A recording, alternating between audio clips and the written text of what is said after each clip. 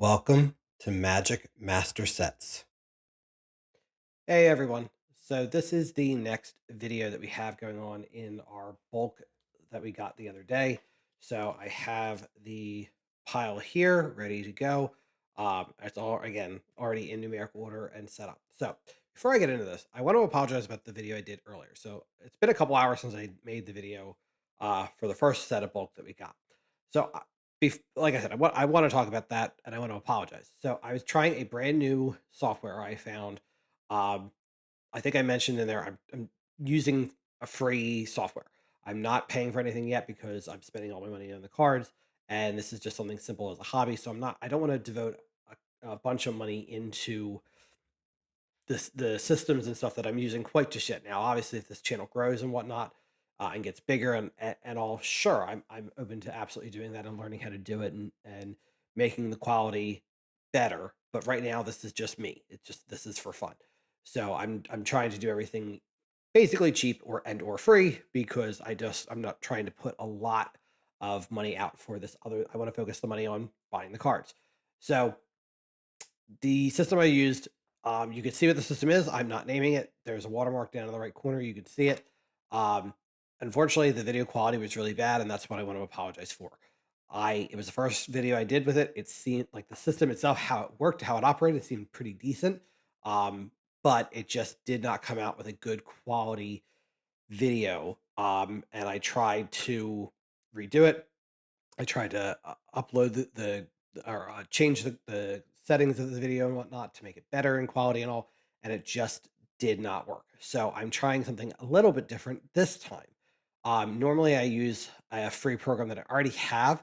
The only issue I've been having with that is sometimes it just seems to crash. I lost a section of a video basically. If you remember, I kind of said that like I put everything in and then the video itself got corrupted and just was gone. There was nothing I could do to get it back. So I lost like a part of what I had recorded. So what I'm trying this time, because again, I'm just trying to play with things and tweak and see what works better, is I'm literally just using Google Meets. I just am sharing my screen. That's why you can kind of see me up in the top corner there, because this would on that side is where you would see everybody who's in the meeting, and then I'm just sharing my screen this way, and then just using the regular screen record tool that's on the computer to just record. So we're going to see how this quality comes out, and if this doesn't work, then I'll go back to the other one that I was doing all the initial ones on. The only thing I don't like about that is it only lets me record 30 minutes at a time. I never know how long these are going to take, and I literally would just have to kind of stop the recording. I then have to download it, start a new one, do the next one, and just splice it all together. I'd like to do this kind of in a single run, one shot through if I can with these types of videos. So I just want you to know where I'm coming from, what's going on, why things are constantly looking different. I'm still adjusting, I'm still learning, and I'm still trying to find the best way to make these videos at the best quality I can um, with what I have, which, like I said, is basically no money. So the next set, this stack here, the next set of this is going to be the Innistrad Midnight Hunt. So the one you see there in the bottom in green. The reason I did that is because I want to make sure that after I do these, I remember to go back and like update everything. So let's get into that. I have have everything pulled up here. I just want to check and see. Yep. So it says I have 80. It says I have 80 here out of 418.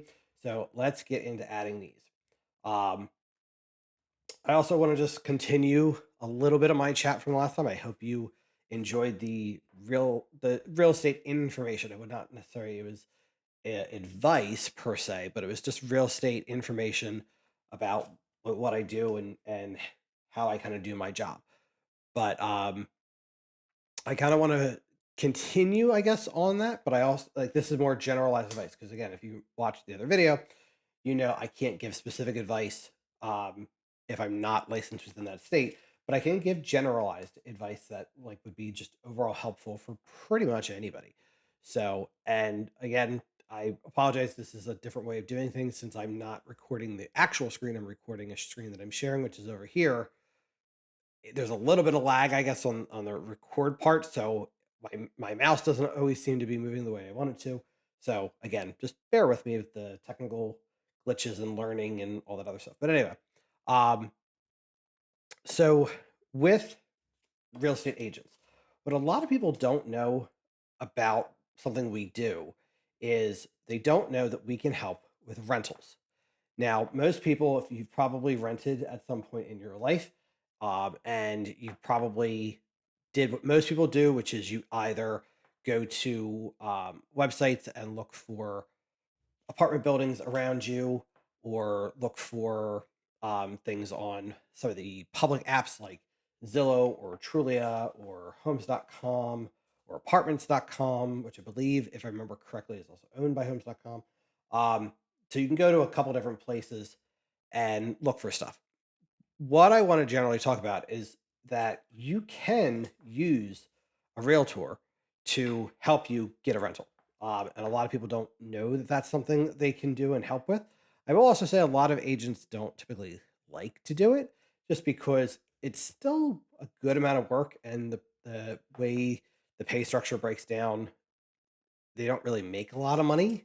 So it's somewhat of a, it can be, not always, obviously, but it's, I know some agents that look at it almost as like an inconvenience, and why they don't want to work with a tenant.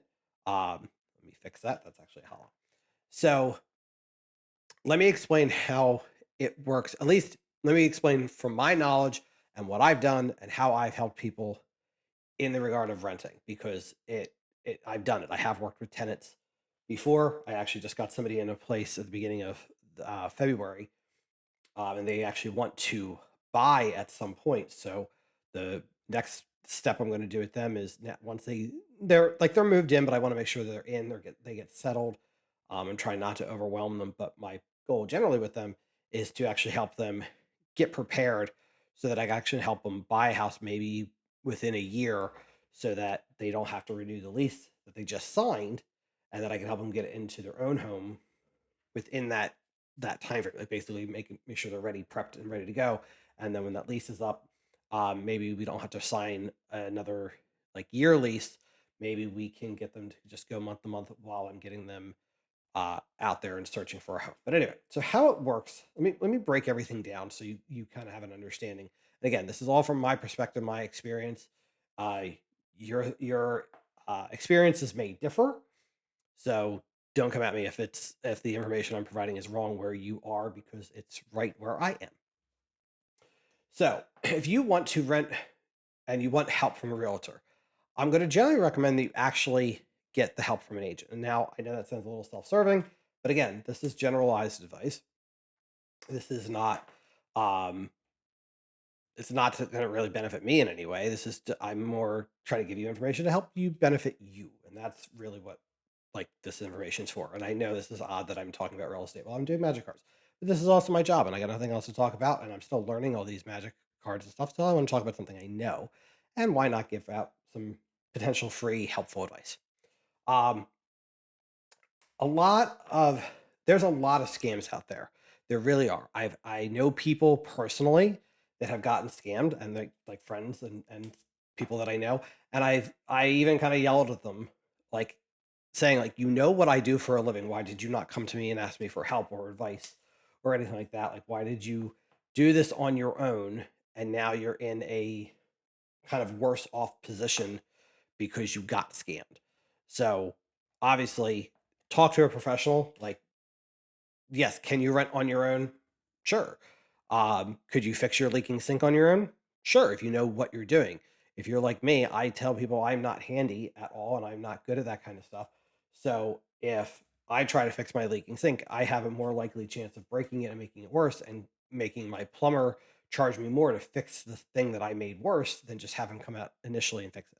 So talk to a professional if you're looking at renting. The first thing would be, I got a lot in my head, so I'm trying to like almost organize this of how to say this and what order I should basically kind of say it. So people think, well, I want to rent from a private landlord, so why would I use a real estate agent? Well, when you say private landlord, and what I hear, like when I hear that a lot and I talk to them, I'm like, what do you mean by that? They're just saying they want to rent from a person. They don't want to deal with like a corporation, an LLC, an S corp, or a big apartment building or complex. They want to just rent from like John Smith, the landlord. Well, guess what? Most of the representatives, or most of the properties that agents represent with landlords, is like that John Smith guy. Like it's just some guy or just some lady or a couple or something like that. We don't generally deal with apartment buildings. Can we? Yes. We generally don't. And the reason is because like your big apartment buildings and complexes and that kind of stuff, they hire their own staff to work those buildings and to answer the phone calls and make the appointments and show the properties. Like they usually have a staff generally that handles stuff for their apartment and their apartments only. So they don't need to hire an agent to help them rent those properties because they have staff that's doing that. The properties that agents typically represent are things that are owned by individuals. Now, yes, an individual could still have an LLC or an S corp or something like that for tax reasons and all. But just because it's in an S corp or an LLC doesn't mean that it's not still just a single entity owner or like a couple, like a married couple or something, or even just a partnership of like maybe two friends, three friends that incorporated again for tax purposes. I owned a rental property myself before, and I did not put it into a corporation or an LLC. I thought about doing it, and I if I would have had a little bit more time and a little bit more prep, I actually probably would have. But just because it would have been in that LLC doesn't mean it wasn't still me as the landlord and as the owner. So don't think that just because it is in that LLC S corp doesn't mean it's still not a private owner. It still absolutely can be. And again, that is what typically most realtors work with is single like owner or that kind of person that wants to rent a property because the other properties already have staff to do that. So if you want to get a private landlord, you're actually more better off getting an agent, a realtor or a real estate agent to help you than you are just kind of searching around or whatever. Because like, are there properties that are listed by the landlord directly to rent? Yes, there absolutely are. Oh, one second. I cannot see this card. Okay. Um, there absolutely are. The difference is when you have a property to rent, you have one of two real options. One is you can do it on your own, or one is you can hire somebody to handle it for you and have an agent handle it for you. If you handle it on your own as a landlord, basically you're the one who's answering every phone call, answering every question, doing every showing for the property. So you have to take your time to drive to the property and show it to whoever wants to see it. You're the one doing the application. Like you're doing everything. You are hands down the single person doing everything, unless you hire a property manager. That's a little bit different. But generally, you're the one. You're. It's all on you. When you hire an agent, the agent is doing the marketing. The agent is the one answering the questions. The agent is the one handling the scheduling for the appointments and stuff like that. Like that's all what the agent does. That's what you're hiring them to do is handle all that stuff for you. Where basically the only time you really hear from them is that they have a question that maybe they don't know the answer to right off the bat, or they're calling you to say, "Hey, we have somebody who looked at it, liked it, and did an application, and here's the application. Let's review it and go over it to see if we want to, if they meet all the criteria and that we want to rent to them."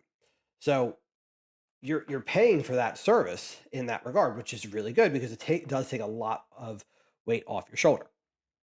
But here's the other thing: if you, as a tenant, want to rent a property that is listed with a real estate agent, you need to have a real estate agent to help you get in to see that property.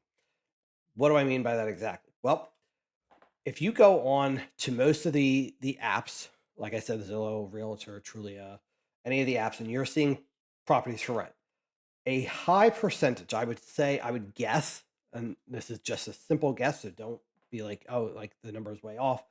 I would say a simple guess would be that 90 plus percent of the properties you see on the apps that are listed for rent are listed with a real estate agent. Can private landlords without agents list on those platforms? I believe some of them they have the capability of doing that. I think they have to pay for that service. But they can still do it and then you would be contacting the landlord directly. But again, most of them it's going to be listed by an agent. Now, how do the apps work? Sometimes, and depending on what app you're using and depending on how it's kind of set up and how they each one does their marketing, there when you click like the request a tour, get information, whatever the case may be, sometimes you'll get the listing agent. More often than not, you're not getting the listing agent though. You're getting a random agent who's getting receiving your information from the platform to be able to help you and be basically be your agent, like to help you either rent it or buy it or whatever the case may be. You're typically not getting the listing agent. So if you call and say, "Hey, I want to know if it's available," well, obviously, if it's still active, it's probably still available, unless they just forgot to change the status. Um, or if you're asking very specific questions about the property, that agent that's on the phone with you probably actually doesn't know the answer because it's not their listing. They would have to do some research and see if the information is accessible online for us because we have access to some more information most of the time than the public does. But if it's not in one of those spots, they would actually have to contact the listing agent themselves and ask that question. So they might not know. So don't think that just because you're clicking to get more information means you're actually going to get more information. You might just be getting some random agent that doesn't know anything more about the property than you do. But they can get that information and they can help you with that. The other thing, like I said, is you can't see the property in person without an agent. And why is that? Well, like I mentioned in my last video, that most the difference between real estate salespeople and real estate or real tours is that we're a member of NAR. Well, when you're a member of NAR, there are rules and regulations and stuff that we have to follow as being part of that. Just like if you work at a fast food restaurant, they're going to have rules and regulations about like your clock in, clock out times, your breaks.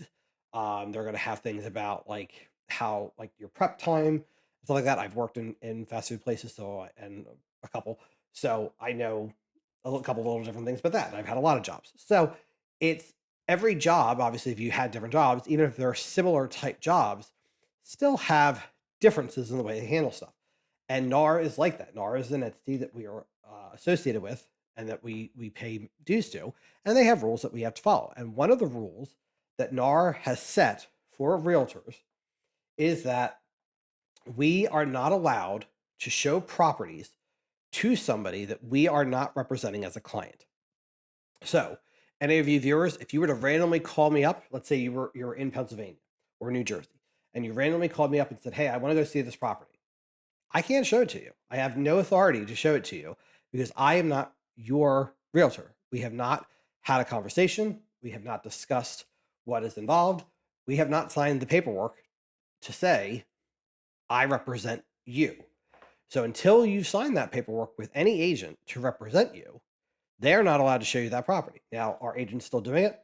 Yes. I know plenty of agents that are still doing it. Is that wrong?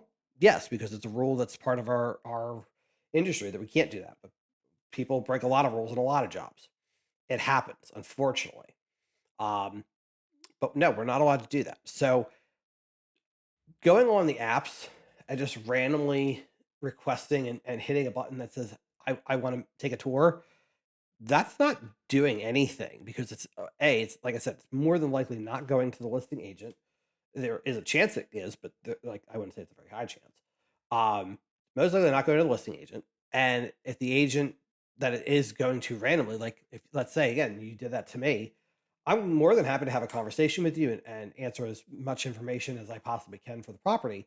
But if you say, "Hey, I want to go take a look at it," I'm going to say, unfortunately, politely, I'm going to say no because I'm not representing you. But what I would like to do is represent you. I would love to be able to show you that property because here's the thing: when you hire somebody to do a job, you get out of them basically the full value of the service that they are providing. And as an agent, when you hire an agent to help you, whether it's renting or buying, it doesn't really make a difference. Or the opposite. Let's say you're a landlord looking for an agent to list the property, or you want to sell the property, you want to list it. It's the same thing.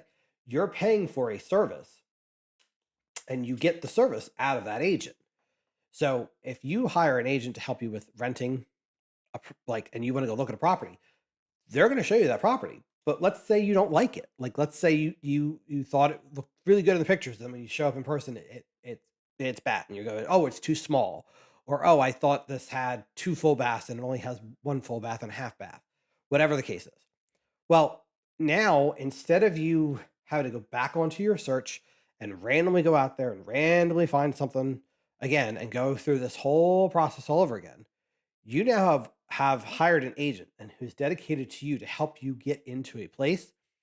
You now, instead of randomly searching and randomly making like inquiries, You just go to your agent and go, "Hey, I want to go see this property. I want to go see that property. I want to go see this property." That one agent is your dedicated agent who will make all the appointments for you, do all the inquiries for you, get all the answers for you, and to take you around and show you all those properties. And then once you find one you do like, help you get the information you need to apply and to make the deposit and get the keys. So, what does all that mean? Let's break that down into a much simpler way of understanding it. I'm going to give you two scenarios. Would you rather do things on your own and be the one doing all the searching, all the inquiries, asking all the questions, having to explain your situation over and over and over to whoever you talk to, and deal with everything on your own? Or would you rather hire somebody to help you do the searching, help you make the appointments, actually make the appointments for you, not even help you make the appointments, make the appointments for you, get you into the properties because without them, you're not going to be able to get into the properties anyway. Um, Help you with doing the application, getting the answers to your questions. Like, doesn't it sound better to get help or to have somebody do it for you than for you to just do it all on your own? I think so. I mean, I like to pay for conveniences and things like that, and to me, having somebody to either help or to do it for me is, to me, is a very big convenience.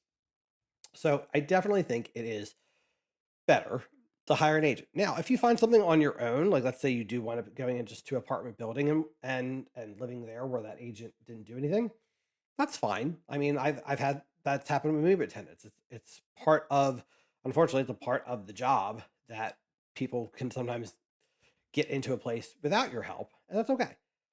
But now I think probably what you're all thinking, because I know this is probably one of the most common things that kind of follows up with all this is, well, I'm hiring this person to do a job. What's it going to cost me? And that's the big thing that a lot of people don't seem to understand of how agents work, how we get paid. And I love having these conversations because I typically work with buyers. I would say over 80% of my business is I work with home buyers more than sellers and renters and investors because I like buyers and I like working with buyers. But obviously, I'll work with anybody. I don't really care. And I don't mind working with tenants because people that are looking to rent, because most of the time, people who rent eventually do want to buy. And like I said, my whole thing is, what can I do to help the people that are helping rent right now get into a better situation and get into buying and owning a home if that's what their goal is. That's obviously what my goal is, and that's what I want to help them do. Um, so you're obviously probably thinking, well, what does it cost to get into a rental? Now, again, I don't know how every state handles this. I don't know how other areas deal with this. So I'm going to tell you again from my personal experience and what happens in the areas that I work. This is PA and New Jersey, as far as I'm aware, in the areas that I cover. This is how our payment structure is. When you hire an agent, yes, you do have to sign, let's call it a buyer agency or a tenant agency contract to be represented by that agent. That is a good thing because we work contractually. If you don't have the outlines of what's going to be involved, you don't know how things work and you don't know what who's responsible for what. Same thing as a lease. You wouldn't rent a place without a lease. The lease says what you're responsible for, what the landlord's responsible for, who has to pay what, where, when, and how. So you obviously would want a lease. We have a working contract, just as, kind of the same with our clients. When you sign an initial contract, again, this is all based PA Jersey. I just want to emphasize. Um, there is a fee that is associated with the work that we are going to do. It is a negotiable fee. Uh, in buying and selling, it's a percentage. That's usually a percentage, just generally. When buying and selling, again, it's a negotiable fee. I'll let you know what mine is. Generally, if I'm working with a buyer or seller, my fee is typically 3%, and that's 3% of whatever the price is of the property. So if it's a sale, it's 3% of whatever the buying or the list price of the property is. If it's renting it usually is 50%. And 50% is of 1 month's rent. So if you're renting, let's say a $2,000 a month apartment, well, that means the fee is then 50% of the 2,000, which means it's $1,000. It's generally how it breaks down. So yes, you have a fee on there of 50% of 1 month's rent. If you're especially if you're working with me, that's how I do it. However, most of the time, And I can't say always because obviously it's not always, but most of the time, when you're working with an agent as a tenant or as a buyer, there is a high likelihood that me, as your tenant agent or as your buyer's agent, I'm going to get paid from the seller and or the landlord because typically they're the ones who actually pay both agents involved. Now, again, is that always the situation? No, they don't have to if they don't want to. Do they usually?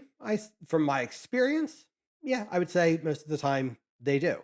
I actually can't think off of the top of my head one time that I've worked with a buyer or a tenant that I was not paid by the seller or the landlord.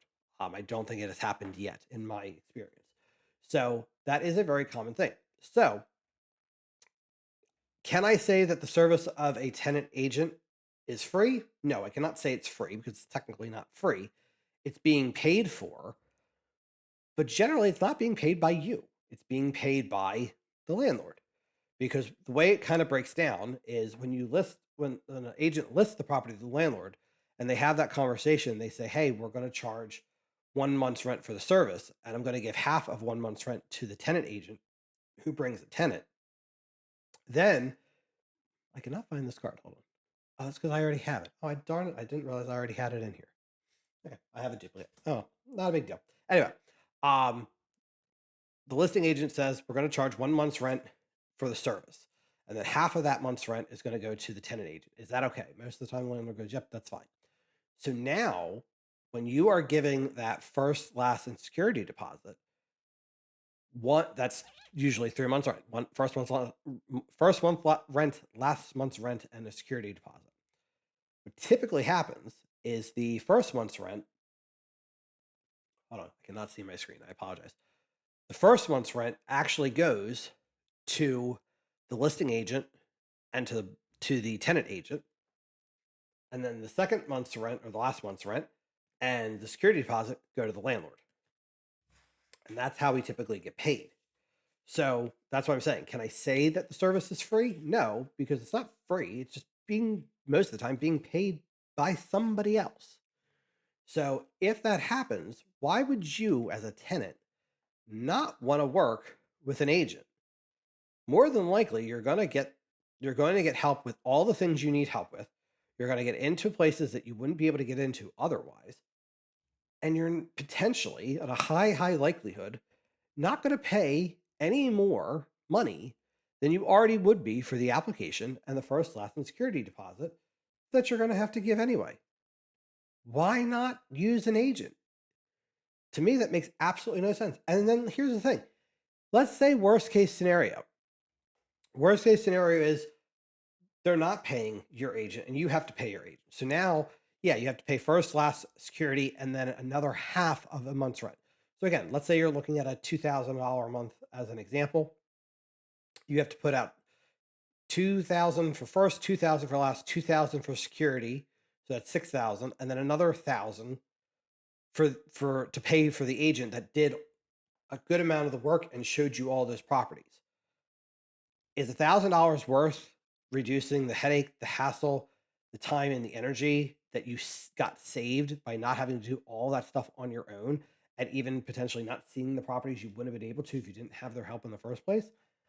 I think that's pretty decent. I think that's like you're because again, you're already gonna pay the first class security, so you're paying $1,000 for the service. And then again, that's only using the example of if it's a $2,000 a month rental. If it's less, then it's less than that. Let's say you're looking at a $1,500 a month rental. Now you're only paying $750 for the service because again, it's usually 50% of 1 month's rent. So why? I don't understand because I just think people just don't know that that service is available, and to me, it's worth the value. Now, are you thinking like, oh, well, that agent's going to make $1,000 for me for nothing? Well, it's not nothing. We did work, but also agents don't usually get the whole thing. Usually, we have fees and stuff we have to pay out of that as well. And then at the same time, we also have to pay taxes on that because we're usually 1099 employees, and we have to pay taxes out of that. So usually, 30% of whatever you make automatically has to go in savings for when taxes are due in the beginning of the year. So usually, we don't get that whole thousand. So that's your education for the day on working with an agent to help you with renting. So I got 167 cards now for this set. So let's get into here and fix that. 167. Now that's not bad. We added those cards, and now we're basically at 40% of this set, which is really, really good. I'm really glad we got that up there because like we got a lot of cards from that set. So that's going to be it for this video. The next video is going to be this final stack here. It's going to be this one, which is that last Adventures of the Forgotten Realm. We got to add that in. This is the one I got the most amount of cards for, which is really good because there's almost 450 cards in this set, and I only had 41. And this looks to be maybe about another, I would say 50 to 70 cards that I probably going to be adding into this roughly. So that's going to be a nice, good boost to that one as well. So I hope you enjoyed this. I hope you enjoyed the education lesson. Um, if you ever want to have a conversation about general things, feel free to leave me a comment and we can always set up a private conversation and chat.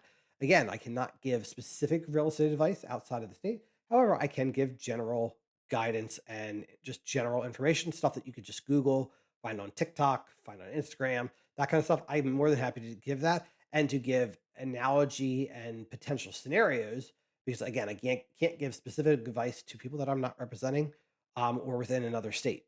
But general advice and just general good information is just generally good information to have. So if you want to chat, let me know. Otherwise, I will see you guys later on the next video. Bye. Thank you for watching Magic Master Sets. Please like and subscribe to the channel, and please feel free to leave a comment.